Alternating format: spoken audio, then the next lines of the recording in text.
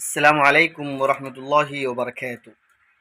پیارے نبی صلی اللہ علیہ وسلم کا پیارا طریقہ، اور آپ صلی اللہ علیہ وسلم کس طرح کپڑے پہنتے اتارتے، آپ کا پیارا طریقہ کیا ہے، اور سنت پر عمل کرنا بہت آسان ہے۔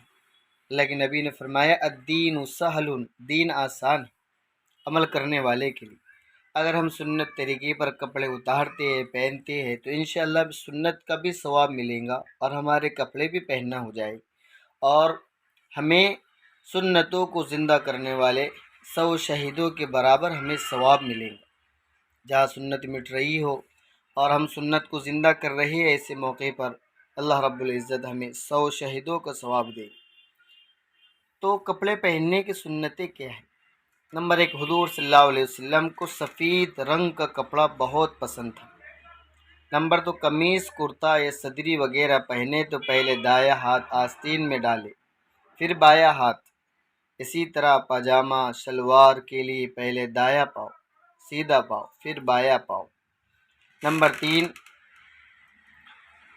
پائجامہ شلوار یا لنگی ٹخنے سے اوپر رکھے۔ یہ مرد کے لیے حکم ہے کہ پائجامہ شلوار لنگی ٹخنوں سے اوپر رکھے، نیچے نہ رکھے۔ ٹخنے سے نیچے لٹکانے سے اللہ تعالیٰ ناراض ہوتے ہیں۔ نبی کریم صلی اللہ علیہ وسلم نے فرمایا تہبند ٹخنے سے نیچے لٹکانے والے پر اللہ تعالیٰ نظر رحمت نہیں فرمائیں گے۔ نمبر 4، نیا کپڑا پہن کر یہ دعا پڑھے، الحمد للہ الذی کسانی ھذا الثوب ورزقنیہ من غیر حول منی ولا قوت۔ نمبر 5، عمامہ کے نیچے ٹوپی رکھنا سنت ہے۔ نمبر 6، حضور صلی اللہ علیہ وسلم کو کرتا بہت پسند تھا۔ نمبر 7، سیاہ صافہ باندھنا مسنون ہے، کالا صافہ۔ شملہ چھوڑنا بھی سنت ہے۔